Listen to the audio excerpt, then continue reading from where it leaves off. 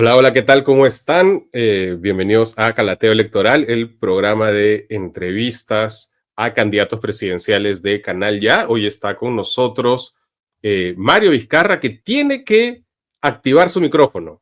Ajá, ya está. Ya ¿Cómo está, señor estamos. Vizcarra? Muy buen día, señor Cifuentes. Muy bien y agradecido por esta oportunidad que me da de poder conversar con usted. En circunstancias normales entraríamos, bueno, vamos a presentar igual al señor Vizcarra, aunque ya ha dado varias entrevistas. Mario Vizcarra es moqueguano, tiene 71 años, es ingeniero industrial de la UNI, magíster en administración en ESAN, y en circunstancias normales entraríamos a hacer preguntas un poco menos coyunturales, pero cuéntenos cuál es la circunstancia con su hermano ahora mismo, con esta requisa que hicieron en su celda. Bueno, como comprenderá, pues es un hecho bastante inesperado, ¿no? Que creemos, estamos seguros que obedece pues a un psicosocial, ¿no? La idea es tapar pues la retahíla de, digamos, de hechos que se están evidenciando eh, relacionados con el presidente Gerí, que comenzó ya hace algunas semanas atrás cuando se reunió subrepticiamente con un empresario chino que trajo cola. No solamente era el señor de Chifa, sino también otro señor que entraba a Palacio como Pedro por su casa, y luego estos días finales, pues tenemos conocimiento del el ingreso pues a altas horas de la noche y con salidas en la madrugada de un sinfín de número de señoritas que sin tener mayor pergamino pues han sido posteriormente contratadas con sueldos muy jugosos. Su hermano denunció que no estaban dejando entrar a sus hijas a visitarlo. ¿Y en esta requisa le han quitado algo o ha sido solo para el show?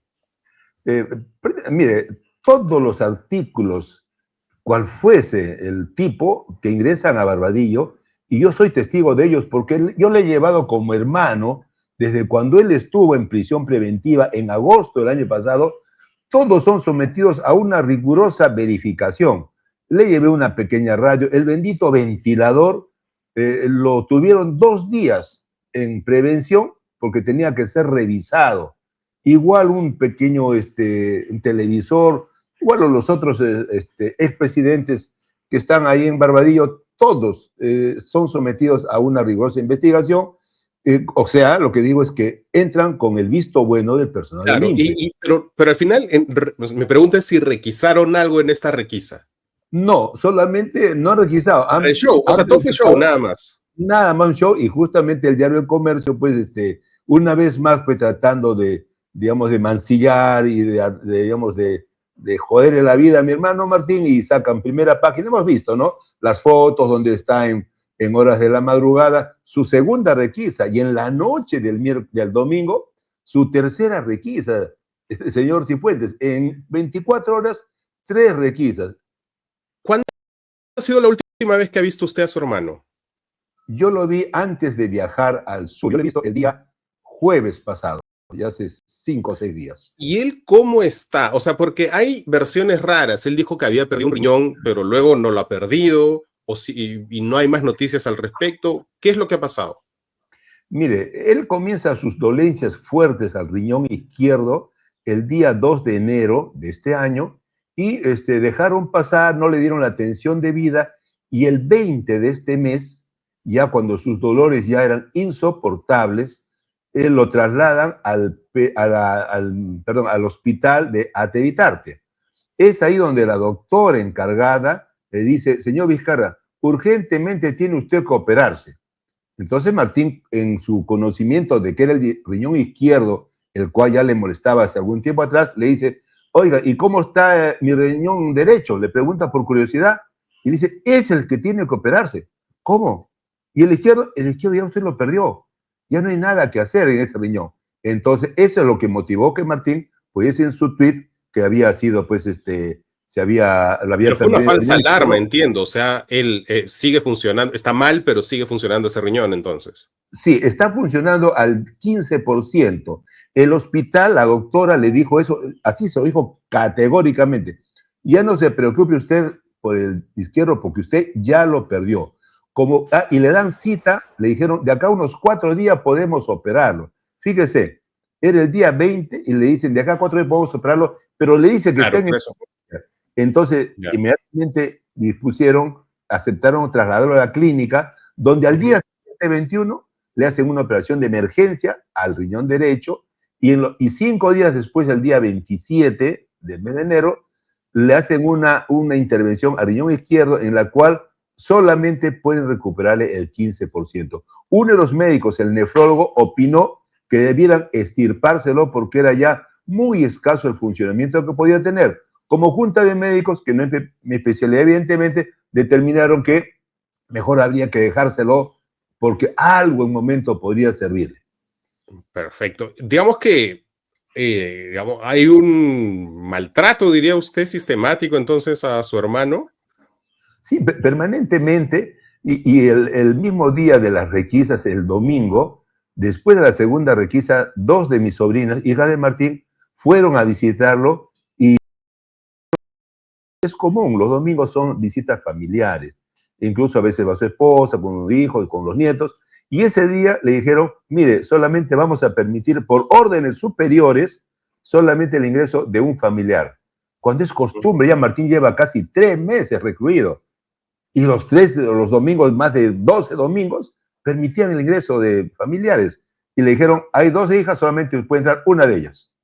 Vista esta situación, ¿cuándo es que usted va a indultar a su hermano? Bueno, primero yo de llegar a la presidencia, como confío que sea así, yo insisto en la inocencia de mi hermano. Martín está recluido ahí en primera sentencia, ha sido condenado, y ya, lógicamente, su asesoría legal ha Digamos que apelado. hay, o sea, el caso yo lo he seguido de cerca y las pruebas de que hubo corrupción allí son abundantes, está clarísimo.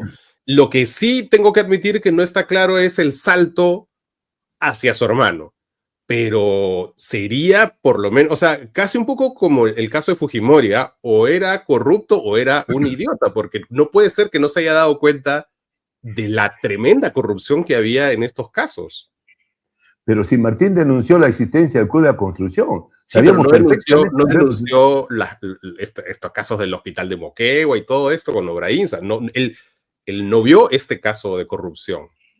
No, fíjese, cuando Martín deja el gobierno regional, aún no se había construido el hospital regional de Sí, pero Moquegua. se había firmado ya todo, por eso es que está preso. Se había firmado todo lo que había que Correcto, firmar había para firmado, construirlo.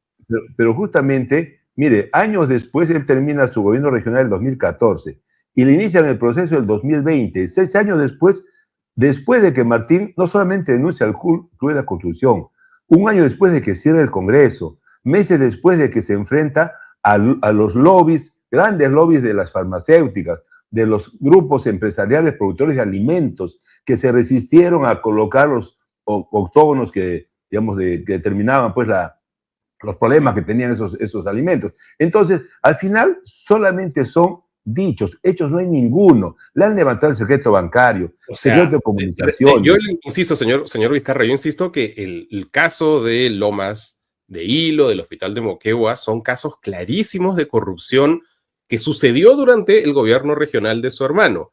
Digamos, podemos discrepar en qué tan enterado estaba su hermano o no, pero esos casos, ¿hubo corrupción allí? ¿O usted dice que no hubo corrupción en absoluto en estos dos casos? Pero si la corrupción se da después en el caso del hospital, porque el presupuesto era alrededor de 120 o 130 millones y termina siendo más de 280 millones en la etapa constructiva, en la cual mi hermano Martín no tenía nada que ver. Si se dio la corrupción, que evidentemente se dio, fue en la etapa constructiva, justamente con la empresa que después termina acusándolo. Ya, pero todas las entregas de dinero, el famoso sobrecito y todas estas cosas que supuestamente ocurrieron, que hay testigos que lo afirman, ocurrieron cuando él era gobernador. No, ya había dejado de ser gobernador, ya incluso hablan del 2015, 2016. Claro, le tenían un saldo, digamos. Pero, digamos, esos son supuestos, pero fíjese, a Martín lo han lo han estudiado, lo han, digamos, revisado sus movimientos económicos, financieros, todo, y no hay ningún desbalance patrimonial.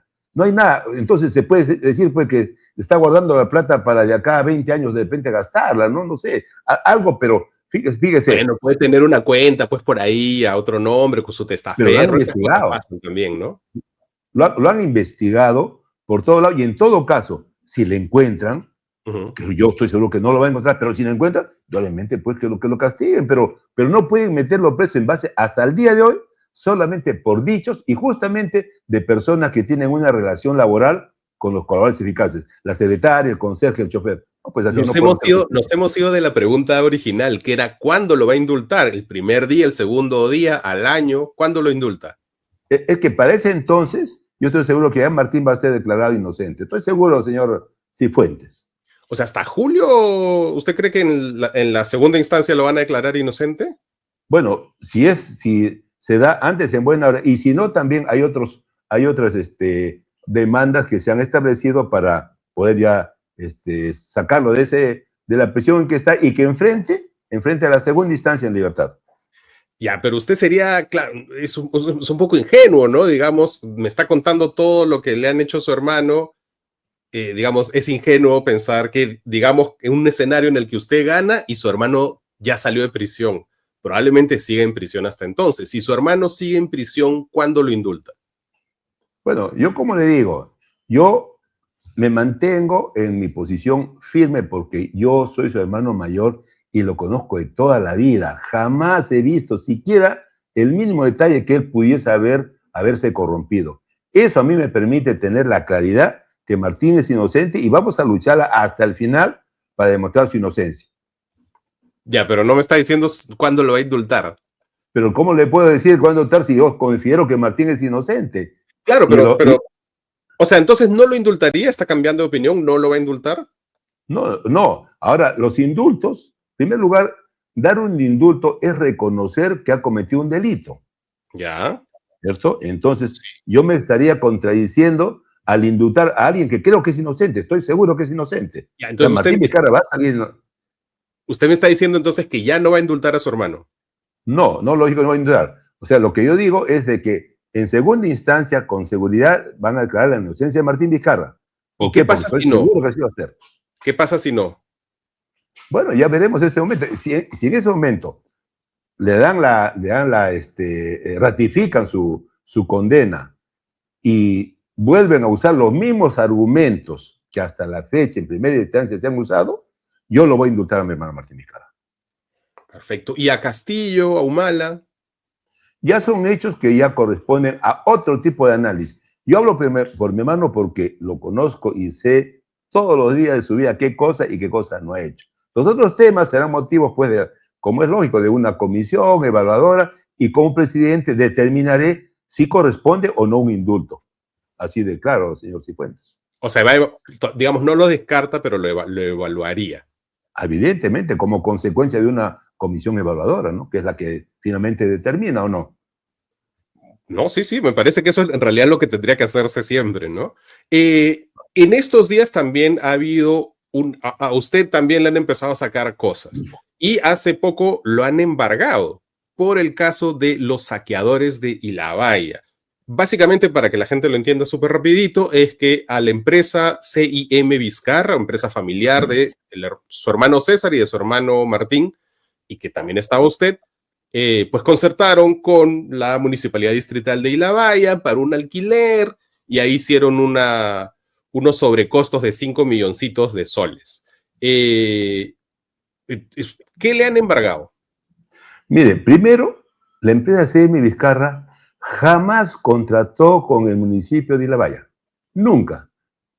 ¿Por qué? Porque nosotros en más de 35 años de vida empresarial, solamente una hora hemos tenido el año 2007 con el Estado. Mayor razón, el 2018, que se inician las investigaciones cuando Martín todavía era presidente de la República. Entonces, se lo digo categóricamente, señor Cifuentes, nunca, jamás CIM Vizcarra ha contratado con el municipio de Ilabaya ni con ningún otro municipio. Claro, pero lo que dice es que hubo un intermediario. Entonces ese intermediario le alquiló a ustedes y ahí hicieron la jugada. Ya, ese intermediario, si ha cometido algún delito, tendrá que pagarlo. Él y los funcionarios que delinquieron definitivamente tienen que pagarlo. Y en ese sentido, Pero usted, no, por vamos, ejemplo, no me usted no vamos a conoce ganar a nada. Isladio Castro, no lo conoce, que es el No lo intermediario conozco. y la fiscalía dice que es cercano a su familia. No, por apellido, por tal, yo, señor, no lo conozco. No sé, yo le voy a... En hay un Moquegua tema que... todos se conocen, Nata. Señor Vizcarra, mire, yo tengo familia en Moquegua. Todos se mire, conocen en Moquegua. ¿Ah? mira, es bueno aclarar, es bueno aclarar. Yo trabajé en la empresa CM Vizcarra como gerente administrativo hasta diciembre del 2016 y las Ya. investigaciones por este hecho se inician a inicios del 2019. Yo casi tenía ya más de 2 años fuera de la empresa y me había venido a vivir a Calima con toda mi familia.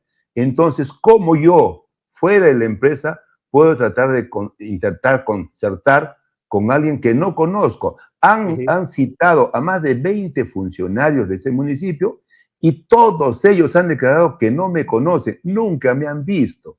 Pero Tercero, la empresa es familiar, están sus otros hermanos, César y creo que Martín también está en esa empresa. Entonces, de pronto ellos sí hicieron la jugada y usted no se enteró. no, Martín era Tampoco presidente estaba del en esa Perú época, claro. y había renunciado a su accionarado. Ya. Ya no tenía César, nada que ver. ¿es posible que César haya hecho la jugada y usted no se haya enterado? Bueno, de ninguna manera, de ninguna manera. Yo he hablado con él y lo que se está hablando es de que alquilaron 2 o 3 maquinarias a la persona que dicen que está involucrado, pero que incluso hablan de millones y por eso me extraña que el día jueves pasado, como le comenté hace un momento, el jueves pasado yo aterrizaba en el aeropuerto de Tacna para visitas a la región sur y ahí me entero que me habían embargado por 1.600.000 soles.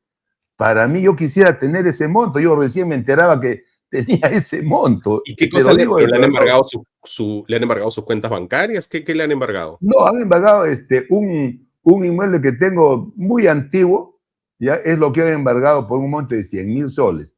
Es todo lo que han Ya, embargado a mí. Es todo ya. lo que... Además le digo, este tema de Ilabaya, el tema de Ilabaya, yo nunca he ido al municipio de Ilabaya. Y le iba a decir, jamás el fiscal encargado me ha citado. Van Ah, sí. 7 años de Bueno, investigación. ya, eso es otra cosa. Pero Porque ¿cómo? podría no usted no haber ido y ha ido esta persona, Isladio Castro, y no necesita ir usted, ¿no? Digamos, para hacer No, el... pero si estoy investigado, lo mínimo que hace el Sí, fiscal es citarme por lo menos para saber cómo me llamo, ¿no? 7 años y ni siquiera me han llamado. Eso, ¿qué sí. le digo? Significa pues de que no hay absolutamente nada, por lo menos en lo que a mí compete. Ahora, en el caso de Peculado, por el que usted casi se queda fuera de carrera, es un caso que yo tengo que decir que me parece un poco tonto porque yo era reportero en esa época y conozco de primera mano el programa de PNUD, que, para que lo sepa la gente, usted lo acusan de doble sueldo, ¿verdad? Que le tenía, usted era una especie de, estaba en el CETAR, que era la instancia previa a ser gobierno regional. Usted era, Así es. digamos, para todos los efectos prácticos, el gobernador de Moquegua en el CETAR. Pero pagaban nada. Pagaban creo que 2.000 soles, una cosa así, y por eso había un programa del PNUD que como compensaba el sueldo. Y eso no era solo con ustedes, sino con otros funcionarios. Y honestamente yo debo decir que sí me resulta extraña esta acusación porque yo he visto varios casos de funcionarios que ganaban 1.000 soles del Estado peruano y venía el PNUD y digamos, completaba. Pero en ese caso sí me parece notable el hecho de que usted fue gobernador de Moquegua antes de su hermano. O sea, usted se le ocurrió, usted lo pusieron ahí en el CETAR de Moquegua en el 2001 y se le prendió el bichito y fue y le dijo a su hermano, oye, aquí es la cosa. Mire, qué bueno que usted recuerde cómo es el tema del PNUD. Yo estuve Sí, por eso ni 7 siquiera meses. le voy a preguntar por eso, porque me acuerdo claramente que eso sucedía en esos años. Porque el Pero Perú todavía permítame era un solamente, país que estaba saliendo de la pobreza realmente. Permítame solamente un minuto para aclarar este tema que usted ya lo ha dicho, pero mucha gente no lo sabe con detalle. Permítame un solo minuto, si usted me lo da, señor Cifuentes. Dele, dele, dele, dele. Ya. Entonces, me nombra Valentín Paniagua como presidente del CETAR en el periodo de transición de Paniagua después de la caída del corrupto y asesino Fujimori. Yo me hago cargo de ese cargo, llamémosles, y el ingreso era, como usted bien dijo, el 1.800 soles y el PNUD $2.000 a través de un contrato. Éramos más de 2.000 funcionarios públicos que recibíamos el PNUD. Yo cuando termino mi gestión, después de 3 años, resulto acusado por doble sueldo. Yo la verdad le digo, nunca me interesé, porque yo el 95% de mi vida profesional lo he hecho en forma privada. Y resulta que al final resulté condenado con otros 2 personas más que me antecedieron. Resulta que ellos sí apelaron y les levantaron la sanción y los declararon inocentes. Yo no apelé porque dije, ¿para qué apelo si al final yo no creí en la justicia, se lo juro? No creí, dije, ¿para qué si al final estoy metido en el tema privado y nunca más no me hace daño esta sentencia, porque no fue una sentencia que se hizo efectiva. Correcto, así es. Pero tuvo que pagar una reparación civil. Claro que la pagué, por supuesto, 3.000 soles que la pagué. Claro que la pagué.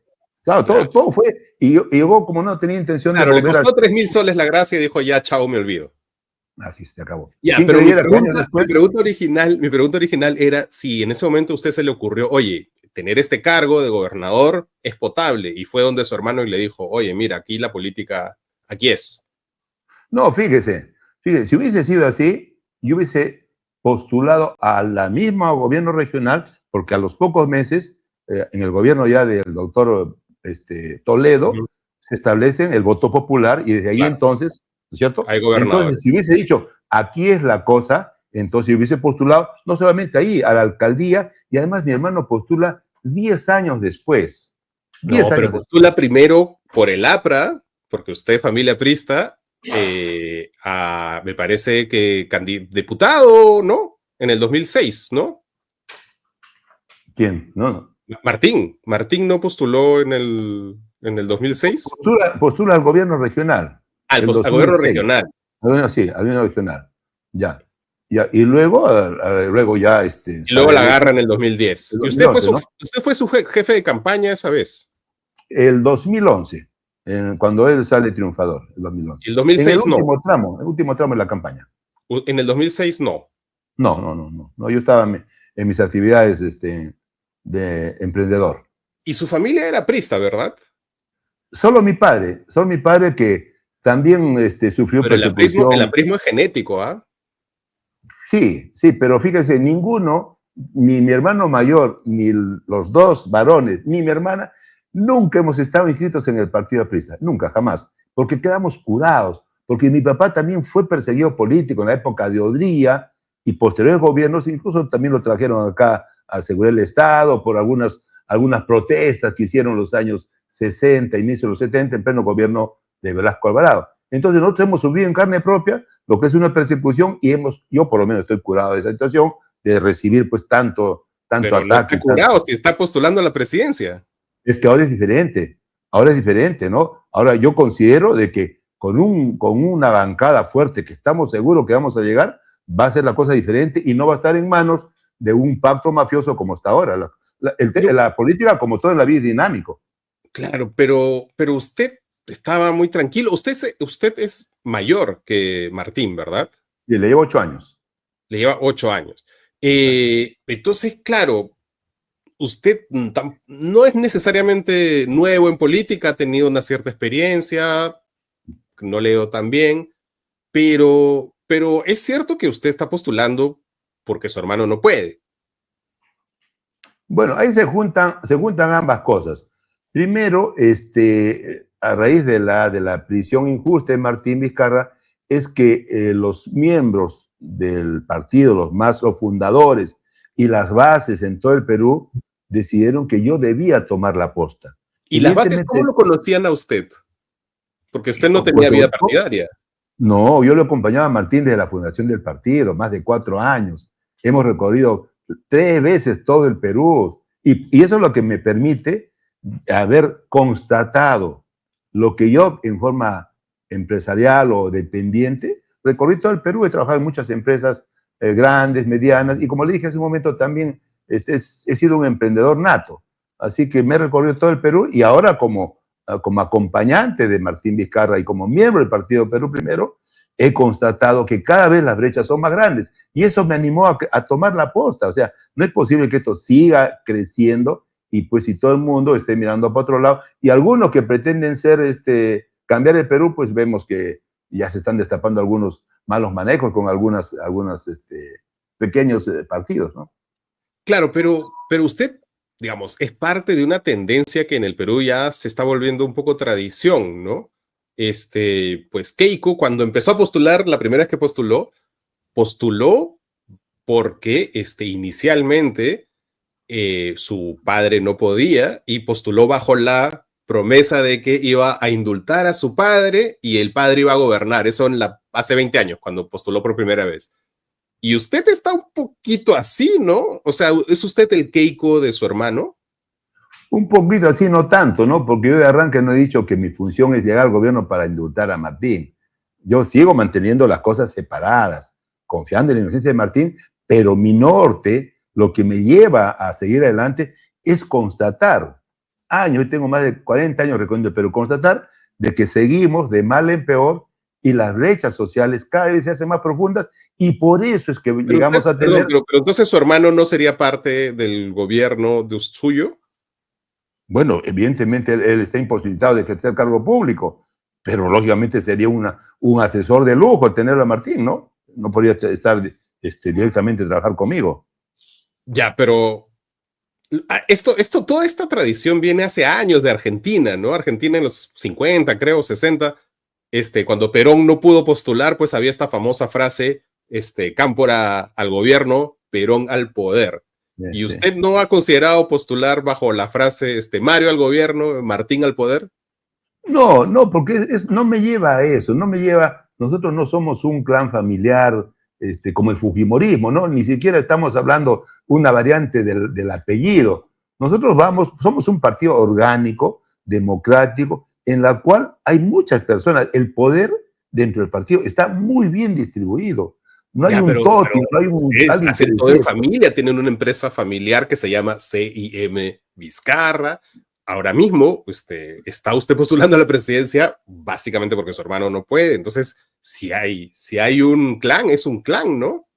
Pero no, o sea, un clan de 2 personas o 3 personas, no podemos llamar a eso, es con mucho derecho para armar de algo tenemos que vivir, ¿no? Nosotros nunca hemos sido parásitos que hemos estado buscando trabajos en los ministerios, ¿no? A los que le llaman caviares, pero finalmente quienes llaman caviares son los que eternamente están usufructuando de los gobiernos, de los municipios, ¿no? Como vemos ahora a los postulantes que están en los primeros lugares, ¿no?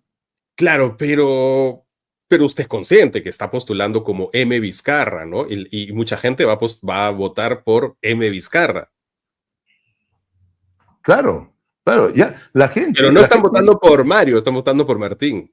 Bueno, mire, ¿usted cree que la gente no sabe que Martín está preso? No, claro, pero justamente creo que votan por la esperanza de que, pues eso, usted lo indulte y él sea parte del gobierno. Pero no podría ser parte del gobierno. Además, en buena hora, ¿no? En buena hora que yo, como Mario Vizcarra, siga los lineamientos que hizo Martín en su corto periodo presidencial. Qué de malo, en buena hora, ¿no? Que sea la persona... ¿Usted diría que en su gobierno su hermano sería entonces su asesor o lo pondría como primer ministro, digamos, que lo habilitan de nuevo? No podría ser un cargo público, no podría tener un cargo público hasta el día de hoy, está inhabilitado, ¿no? Claro, pero sería un poco terrible que más bien lo asesore sin un cargo público, porque ahí hemos visto pues antecedentes como Montesinos, ¿no?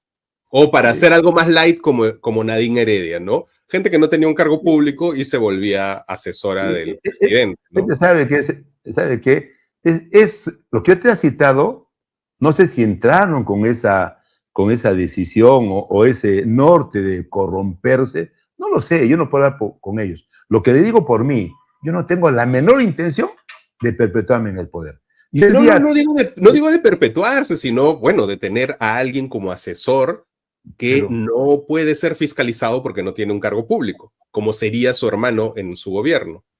Pero me podrían fiscalizar a mí. Yo, lo que digo es de que yo, donde quiera que vamos a provincias, mi compromiso es, como le dije, gobernar con la intención de cerrar con las brechas. Y eso lo voy a hacer claramente. No tengo la intención de quedarme y seguir una tradición o nada de eso. O sea, yo el 28 de julio, yo entrego la banda a quien corresponda y espero que siga alguien del mismo partido, que siga la línea impuesta por nosotros. Dígame una diferencia entre ideológica, de pensamiento, de opinión, entre usted y su hermano. Bueno, mi hermano es un poco más cuidadoso en seleccionar personas, un poco más cuidadoso. Eso también es una virtud, pero si se demora un poquito en seleccionar, a veces se pasan oportunidades, ¿no? Yo soy un poco más, digamos, más, no sé llamarle confiado, sino yo soy mucho de delegar responsabilidades, ¿no? Porque pensar en que yo voy a manejar todo y conocer al detalle de todo, mejor delego, pero en personas probadamente, pues, honestas, con un currículum, con una trayectoria limpia, impecable, hay que delegar, porque si no, no avanza. La maquinaria estatal es un tren, pues, antiguo que para que ruede se tiene, pues, que delegar, no hay otra manera. Y en ese sentido... Justo hay una pregunta sobre eso, ¿no? Tenemos nuestro comité de calateo electoral. Ya saben, si quieren ser parte del comité, pues únanse a nuestro Patreon en el nivel Pequeñas Islas. Olga pregunta, su partido lleva a varios sentenciados por corrupción y violencia familiar. ¿Cuál ha sido el filtro para elegir a los postulantes? ¿El filtro ha sido de su hermano o ha sido de usted? Porque usted dice que tiene menos filtro. Bueno, nosotros, por lo grande o numerosos candidatos de todo el Perú, se dispuso de que los coordinadores de cada región sean quienes filtren a los candidatos, porque considerar usted de que llegan 130 diputados y 60 senadores, llegan acá al Comité Central, pero para eso han habido miles, ¿no es cierto?, de postulantes a nivel regional. Los coordinadores, como le dije hace un momento, eran los encargados de filtrar. Si se les ha pasado algunos filtros, nosotros tomaremos las medidas y podemos llegar hasta la expulsión de aquellos sentenciados, claramente sentenciados en segunda instancia, por delitos pues, graves como peculados o violaciones u otros más. Por eso yo no me adelanto ya a citar nombres, porque hay personas que seguramente están solamente a nivel de acusaciones, a nivel de investigación. Entonces no podemos tomar una medida cuando todavía no se ha determinado la culpabilidad o inocencia de la persona que hablamos. Claro, sí, por ejemplo, hay una lista larga. Su partido es uno de los que más tiene candidatos sentenciados. Esto es algo de Congreso. Entonces son todas estas personas. Está usted también porque arrastra esa sentencia. Pero bueno, hay casos de peculado, hay casos de omisión a la asistencia alimentaria, falsificación de documentos contra la fe pública. ¿Cuándo se va? Usted me dice que están revisando estos casos. ¿Cuándo se va a tomar una decisión y cuándo se va a separar la paja del trigo en estos casos? Ya, se ha formado una comisión en el partido encargada de ver con minuciosidad cada caso. Así que son cada uno, ¿no? Esa comisión va a ser autónoma y determinará qué hacer con cada caso. ¿Cuándo? Esperemos lo más pronto. Ya me estarán dando los datos. Hay comisión evaluadora que yo estoy permanentemente detrás de ellos para que sea lo más pronto posible. No queremos arrastrar personas involucradas en este tipo de actividades, ¿no? Yo estoy completamente de acuerdo con usted en eso. Y de hecho, en este programa nosotros a los candidatos les preguntamos por sus candidatos al Senado, a los diputados, sobre todo porque el Senado va a ser todopoderoso. Entonces, pues necesitamos que sean muy responsables con los que están yendo al Senado. Pero usted, empezando por usted está yendo al Senado, pero ¿está entonces de acuerdo con la bicameralidad? ¿Su partido propondría regresar a la unicameralidad, como propuso su hermano?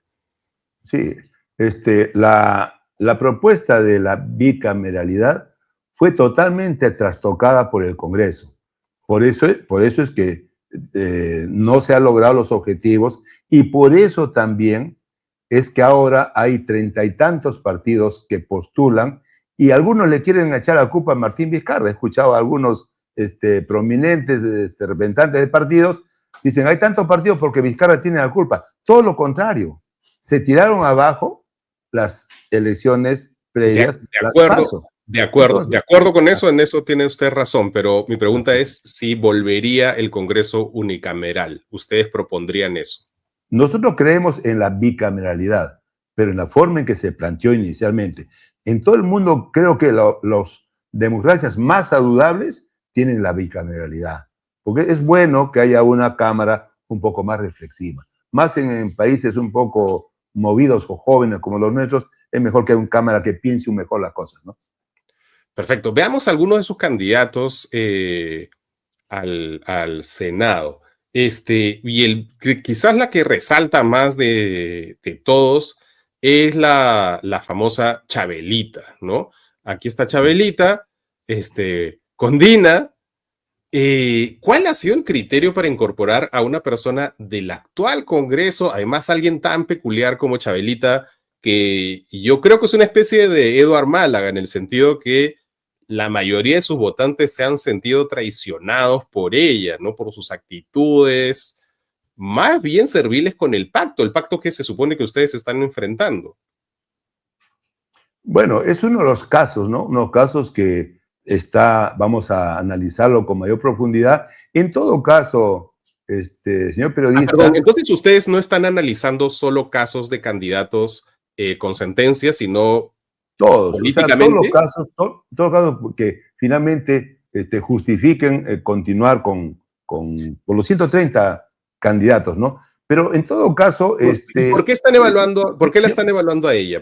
Bueno, ella está en el actual Congreso, ¿no? O sea, siempre es bueno evaluar, como usted dice, ¿no? Pero yo quisiera no estarnos deteniendo. Finalmente, el elector finalmente decidirá si votan o no votan por una u otra persona. No, pero eso es una trampa, pues, señor Vizcarra, porque el elector no decide esas cosas, porque hay algo que se llama el voto de arrastre. Entonces, si yo voto por Perú Primero, por un candidato, digamos, como Alejandro Salas, ¿no? Que me parece que es un político más o menos solvente, que está ahí, no tiene cuestionamientos, en fin.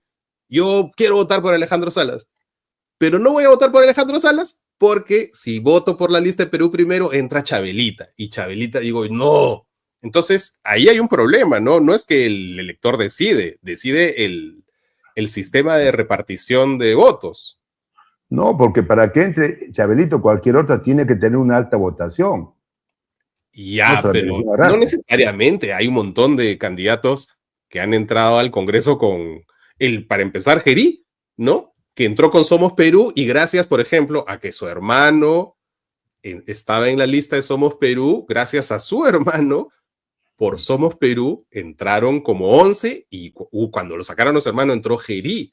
Entonces eso de que la gente decide es mentira. Pero fue el cuarto más votado. O sea, en Lima, ¿Gerí? Porque él postula por Lima. No, Gerí era citario. No.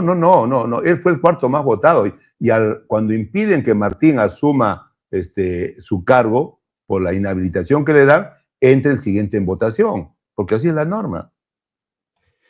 Ya, pero claro, el cuarto más votado en Lima, pero entraron otros, claro, pero entraron otros de Somos Perú, de otras circunscripciones. A lo que voy, señor Vizcarra, es que cuando uno vota por una lista, por un candidato de una lista, en realidad está votando por toda esa lista. Y si esa lista incluye gente por la que yo no quiero votar, como Chabelita, por ejemplo, pues ya no voto por esa lista, ¿no?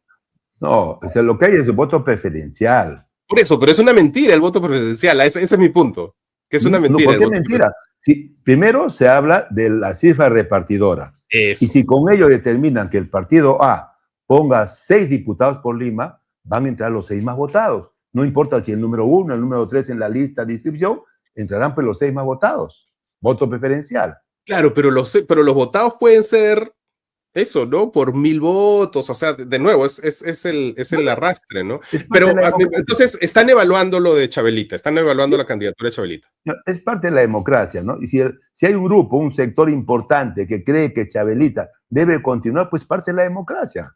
Tendrán sus razones por qué votan por ella. Pero, ¿y cuáles son las razones de ustedes para llevarla? Bueno, yo, como le digo, ella va como candidata. Yo no elijo, yo no tengo cómo elegir a los candidatos. Claro, pero usted me dijo que están evaluando su candidatura. Evaluarán, es una comisión. Yo soy candidato a la presidencia. Yo no me voy a meter en cosas puntuales. Yo tengo que ver cómo desarrollar el Perú, cómo eliminar las bases. Eso es lo que me interesa a mí. El público, Claro, como toda democracia, determinará a quién elige no. Y de igual manera, el público determinará si vota por mí o no. como usted Vayamos bien a... sabe, el Senado es el que va a mandar, entonces hay que preguntarle, digamos, al líder de la agrupación, que es usted, si se hace cargo, ¿no? Claro, hay que atribuir al pueblo también primero para ver por qué partido vota y luego de ahí por quién del partido de su preferencia vota. Entonces, más que la persona, hay que ver por qué partido estamos votando. Claro. Ahora, para sacar a todos estos candidatos que hemos hablado, los sentenciados o Chabelita, tiene hasta mañana, porque hasta el 11 de febrero pueden renunciar. Ya, o sea, están contra el tiempo. Bueno, ya se verá, ya se verá.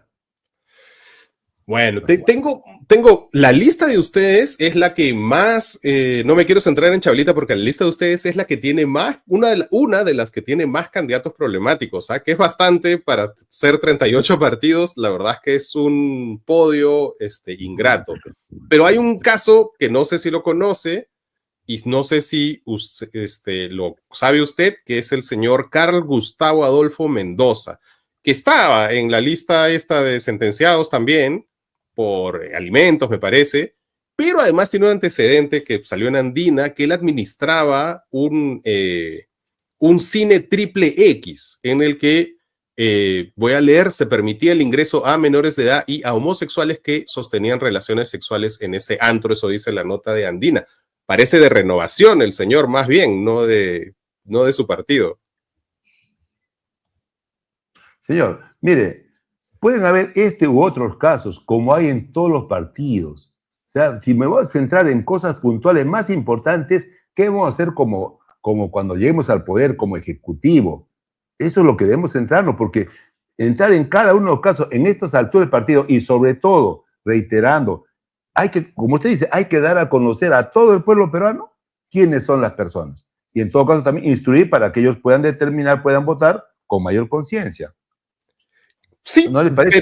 pero sí es cierto que yo le estoy preguntando porque, insisto, los candidatos al Senado y a los diputados en verdad van a ser los que van a mandar y el presidente no tanto, ¿no? Y de pronto, por ejemplo, a usted lo pueden vacar, como vacaron a su hermano. Entonces, su vicepresidente confía en él, le ha asegurado que los dos vicepresidentes, si lo vacan a usted, se van los tres para que se pueda volver a hacer una elección general. Eso lo tiene claro. ¿Confía usted en su vicepresidente? Mire, señor Cifuentes, este problema de las vacancias y la gran cantidad de expresidentes viene desde 2018.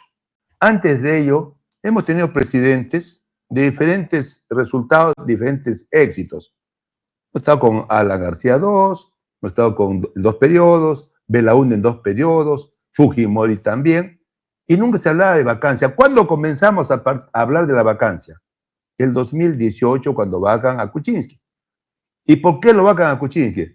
Porque justamente ahí comenzó una actitud, digamos, negativa de parte del fujimorismo, que nunca le permitió que Kuczynski le haya ganado la elección. En la primera derrota, segunda derrota, ¿no? Segunda derrota de Keiko Fujimori. Y es ahí donde vienen las vacancias. No solamente vacan a Kuczynski. Pensaron que Martín se iba a allanar con la mafia fujimorista. Como no lo hizo, le buscaron la sinrazón y lo vacan a Martín. Luego ha seguido, pues, el otro, Pero mi pregunta es si usted confía en su vicepresidente como para llevarlo y que él no, si a usted lo vacan, pues no va a asumir en la presidencia, sino más bien se van todos. Primero, por eso elijo una plancha presidencial de confianza. Lo conozco muchísimos años, sé la calidad moral que tiene el señor, y muy aparte de eso, vamos a tener una bancada fuerte, porque quien vaca justamente es el Parlamento. Entonces, si nosotros tenemos la seguridad de ir con una bancada fuerte, pues ya dormiré mucho más tranquilo sabiendo de que me va a respaldar el Parlamento. Claro. Este señor, su vicepresidente, Carlos Illanes, es de absoluta confianza, sobre todo, imagino, de su hermano, porque él fue el jefe de la DINI, básicamente todo el gobierno de su hermano, el jefe de los espías, ¿no? Entonces imagino que se saben todo, hay una confianza muy estrecha. Y esa amistad viene desde la época escolar. El señor estuvo varios años estudiando en el Colegio Simón Bolívar, en los años 70, en la cual yo también lo conocí en esos años, era un niño, un jovencito prácticamente, conocimos más de 40 años. Ya, entonces estamos muy seguros de que él no le va a hacer a usted lo que su hermano le hizo a PPK. No, esa es otra leyenda urbana. Jamás Martín atentó contra el señor PPK. El señor PPK renunció. ¿Acaso no recordaba? Él renuncia. Muchísimas las negociaciones y las ha admitido Martín Vizcarra entre él y el fujimorismo, antes de que renuncie PPK, ¿no? Porque ellos no querían vacar a PPK y que renuncie Vizcarra, entonces querían asegurarse que él se queda. Pero negociaciones de ese tipo no ha habido. Hubo conversaciones, conversaciones. Bueno, evidentemente, si están pensando vacar a un señor, tienen que decir, oye, ¿tú estarías dispuesto a seguir la presidencia?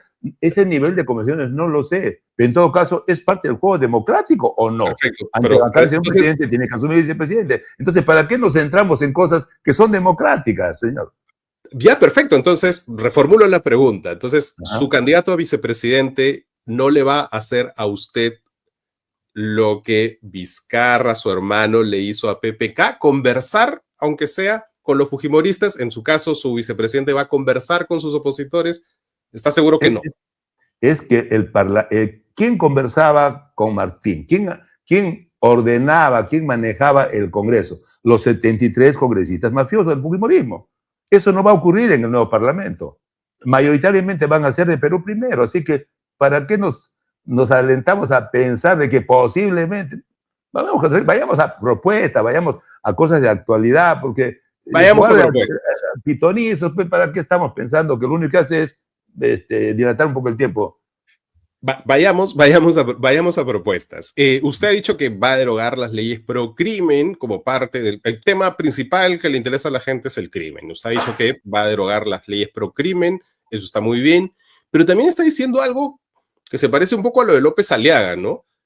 Cárceles en zonas inaccesibles, tipo Caballococha, ¿no? En el Purús, en la selva, que se parece un poco a lo que está diciendo López Aliaga, ¿o cuál es la diferencia?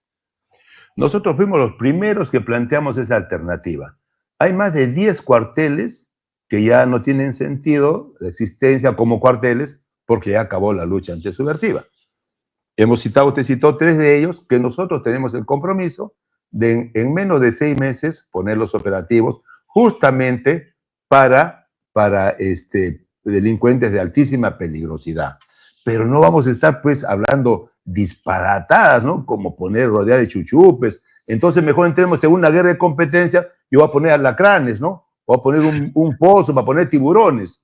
Pues ese es un disparate que lo único que demuestra que el señor permanentemente está en estado de tibio. Okay, ¿no? Pero esas cárceles, esos cuarteles que usted quiere rehabilitar, o sea, yo imagino que hay que completamente rehabilitarlos, es decir, no deben tener agua, no deben tener luz, o sea, es un costo, no es un costo alto, ¿no?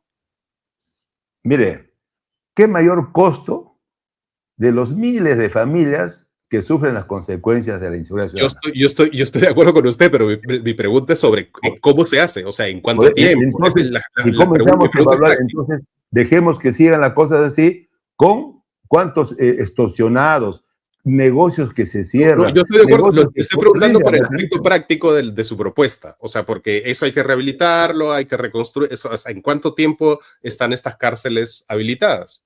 Yo le he dicho 6 meses, porque comenzar a hacer licitaciones para nuevos penales, estamos hablando con la actual legislación y el entrampamiento que hay en los estamentos del Estado, estaremos hablando de acá 3 a 4 años los penales. Claro, Acá hay un penal en Ica. Acá hay un igual penal en habrá Ica que que hacer está 5 licitaciones años para la trabajando. reconstrucción, rehabilitación de todo esto, ¿no? ¿Cómo dijo?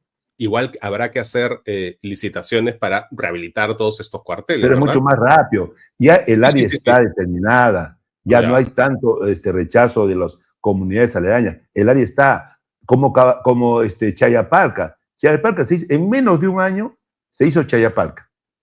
Igualito, son cuarteles, se levantan los muros, se pone cerco eléctrico, nada de chuchupes ni alacranes, se pone un sistema tecnológico, para eso está la tecnología, para evitar que los delincuentes se sigan comunicando con el exterior. Eso ya lo hemos visto, se ha hecho anteriormente en Chayapalca y lo vamos a hacer de igual manera. Y en costos, como le digo, había ya un plan, el plan Mariano Santos, que hablaba de 10.000 millones de soles cuando Martín era presidente. Y en ese entonces hubo oposición, porque ese plan especificaba reorganización de la policía, mayor equipamiento, mayores efectivos policiales. Todo eso costaba más o menos 10.000 millones de soles. Y hubo oposición, incluso dentro del mismo gobierno, mucho dinero. Han pasado 7 años ¿Y por y qué la su cosa ha hermano, o empeorado. sea, por qué su hermano no pudo aplicar ese plan Mariano Santos?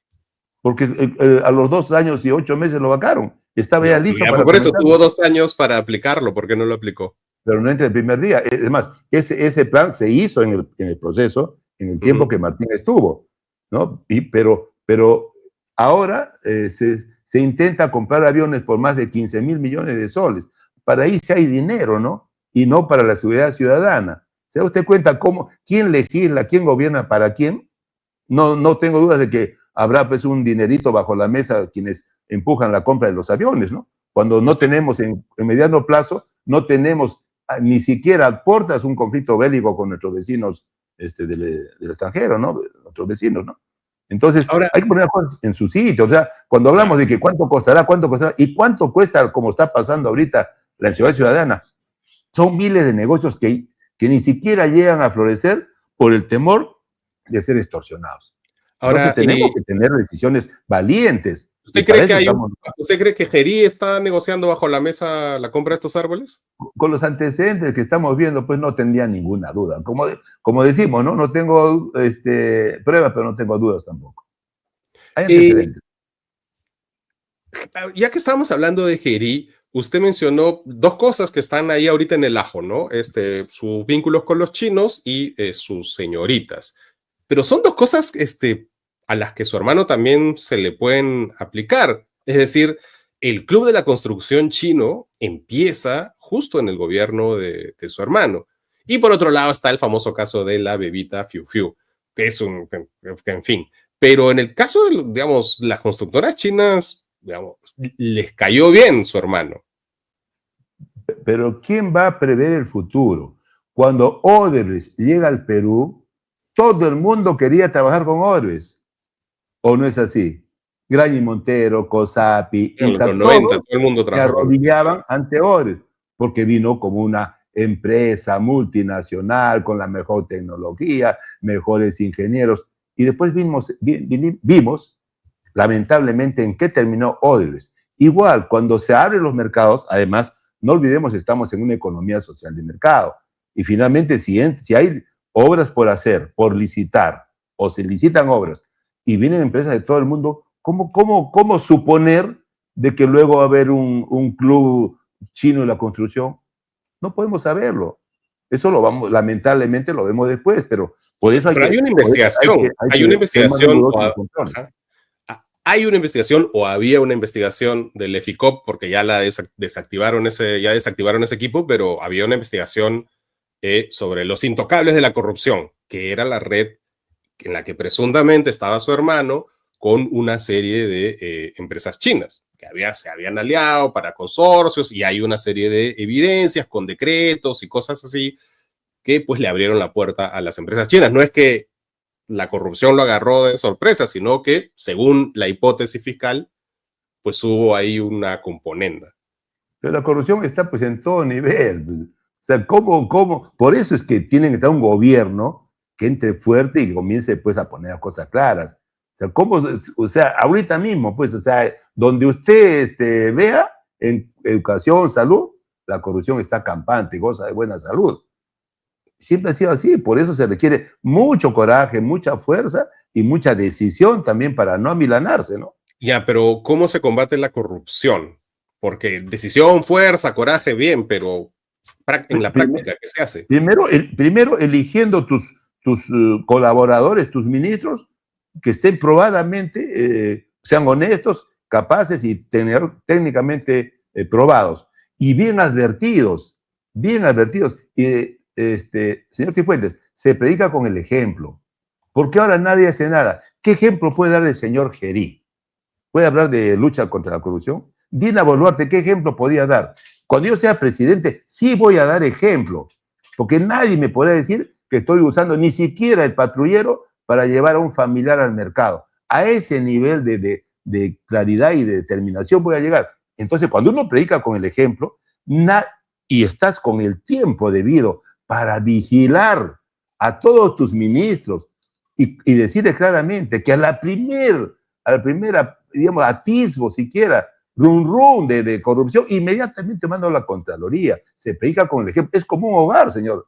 Es como un hogar. ¿Cómo predicamos el ejemplo si somos alcohólicos como varios, ¿no? ¿Cómo predicamos con el ejemplo? Así es. Ahora, usted me ha dicho que no tiene tanto filtro. Tenemos otra pregunta del público. Olga pregunta, ¿qué tiene que decir sobre la denuncia de Elizabeth Flores? Elizabeth Flores dijo que hizo un aporte para ser candidata, pero no le dieron boleta. Me parece que ella dijo que le cobraron 1.500 y luego 5.000 y no la incluyeron, ¿no? ¿Se ha investigado esto? ¿Ustedes han cobrado por las candidaturas en general? Mire, la señorita quien habla estaba propuesta como invitada. ¿Ya? Y antes del día 23 de diciembre, fecha límite, se filtraron algunas declaraciones que hicieron que sea imposible seguir en esa invitación. Ella lo sabe perfectamente, yo no voy a entrar más en el tema. Lo que sí voy a entrar es en el tema de los pagos.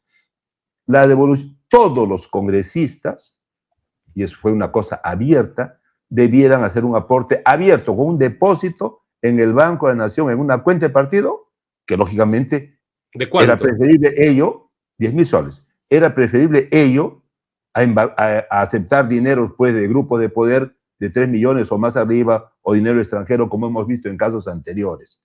La señorita dio un adelanto y después, ya no voy a entrar en el tema, ya no continuamos con esa postulación.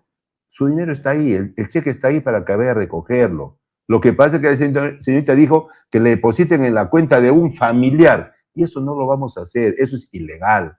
Si ella aportó, a ella se le devuelve. Y ahí queda ya. Ese tema ya lo doy por cerrado. No es un tema que al partido le debe interesar porque las cosas se llevaron de la manera correcta. Claro, ahora eso explica, digamos, por qué hay tantos candidatos cuestionables al Senado. Yo sé que usted dice que no sabe, que no, pero bueno, de pronto para entrar había que pagar, pues qué fácil, ¿no? Entra un montón de gente, ¿no? No es que no había que pagar. No se cobra cupos por la ubicación dentro de las candidaturas, como la mayoría de partidos. Jamás. Todos son medidos con la misma vara. Todos han entrado por mérito propio. Y a todos se les dijo, en ejemplo, en un departamento, en una región, que entran 6 congresistas, se le dijo, el 1 y el 6, desde el 1 hasta el 6, todos hacían ese aporte para el partido, abiertamente, nada por lo bajo. Y el 99% aportó, calladitos. No había preferencia por nadie, ni por el número 1 cuesta, no solamente en soles, $50,000, $100,000. No ha habido nada de eso en nosotros, señor Cifuentes. Tenemos 2 últimas preguntas. Le agradezco que ha sido una entrevista extensa. Le voy a pedir un poco de brevedad porque ya porque le he quitado ya 1 hora, pero el pacto que está en el Congreso ha cambiado la Constitución para todo efecto práctico, ha cambiado 80 artículos de la Constitución, quizás un poco más. ¿Cómo se soluciona esto? ¿Con una asamblea constituyente? Bueno, hemos visto pues que todos los cambios que hicieron en la Constitución, justamente los partidos que se rasgaron la investidura cuando hubo la posibilidad del rival político de cambiar la Constitución, son aquellos que han hecho los cambios para beneficio de ellos. Eso es evidente. evidente. Entonces nosotros vamos a, si es necesario, estoy recalcando, llamar a una nueva constitución va a ser vía referéndum. El soberano es el pueblo. Nosotros no O sea, un podemos olvidar. referéndum para una En asamblea caso, constituyente. vamos a ser transparentes, señor Cifuentes. Transparentes. Esta es la situación real de la Constitución. Y vamos a ver en cada cosa que se ha cambiado cuánto perjudicó, porque a mayor parte perjudicaron a la sociedad en general, a Perú en general. Si podemos reformularlo, retrotraer algunos aspectos, lo haremos. Si más tiempo demora trabajar artículo por artículo que llamar a una nueva asamblea constituyente, lo haremos. Lo que vamos a hacer nosotros, lo que se debe hacer, lo mejor para el país, independientemente si a alguien no le parece o reclama. Vamos a hacer lo que el país necesita.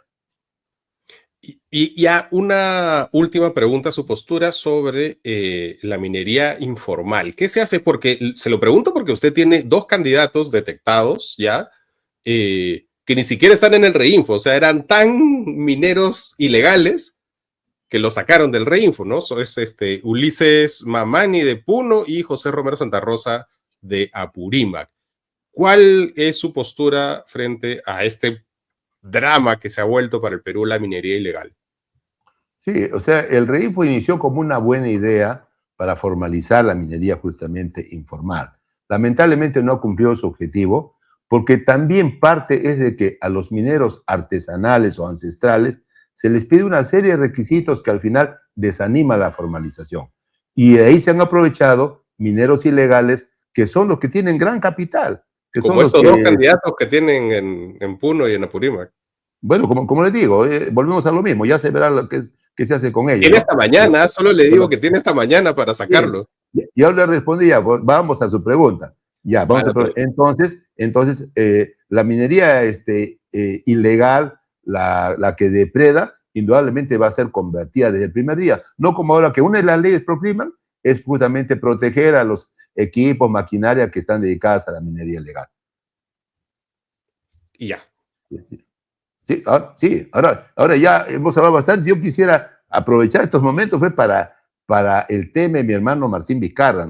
Ya hemos presentado, sale el abuso que hemos nosotros presentado. Él ha presentado una denuncia penal contra el señor Henry García Malpartida, que es el director de la Dirección de Seguridad Penitenciaria, por delitos, pues es violación a la intimidad. Si uno está preso, pierdes el derecho a la libertad, pero no a la dignidad, pues. Eso nunca se ha hecho con el reo Fujimori, ni siquiera con los actuales expresidentes que están en Barbadillo. Entonces, y vamos a incluir también a la presidenta, a la jefa del INPE, porque ella también es responsable de toda esta serie de canalladas que hacen contra Martín Vizcarra. Y que incluye no solo esta requisa, y en la denuncia se refiere solo a la requisa o también al estado de salud de su hermano. En la forma son 3 requisas en menos de 24 horas y a la exposición con fotografías en el inicio de la madrugada, fotos como, o sea, es una invasión a la privacidad que nunca antes se ha visto. Cuando sabemos pues, que las verdaderas requisas deben hacerlas comenzando en Palacio de Gobierno. Ahí deben requisar a ver qué es lo que pasa, qué es lo que encuentran. Entonces, son violaciones a los derechos humanos. De eso estamos hablando. Y eso no lo vamos a permitir. Ya la denuncia penal está hecha y vamos a ir hasta las últimas consecuencias. Muy bien, muchas gracias, señor Vizcarra. Me han hecho una pregunta graciosa aquí, se la voy a trasladar. Me dicen que también está postulando otro de los senadores, no sé si lo están evaluando, que es César Figueredo, amigo de su hermano, el del lío de Yaciré con Otaro, la que había este triángulo amoroso, ¿no? Que además le echaron la culpa a su hermano de la caída de Otaro, en fin. Y me preguntan, bueno, ya que está este señor ahí que tuvo este incidente amoroso, ya que su hermano tuvo a la bebita Fiu Fiu, me preguntan si usted tiene su propia bebita Fiu Fiu. No, para nada. En todo caso, uno debe responder a su esposa, quienes la tienen, o a sus hijos. Los demás deben estar exentos porque hay que pedir acciones a las autoridades. Vida personal creo que no debíamos meternos. Perfecto. Muchas gracias, señor Vizcarra, y gracias a todos los que han estado participando en el chat, a los miembros del Comité de Calateo Electoral. Ya saben que Calendario electoral va los martes y los jueves a las 11, ahora a las 12, cuando puedan los candidatos. Muchas gracias, señor Vizcarra. A usted también, señor Cifuentes. Que tenga buen día. Buen día. Chao, chao.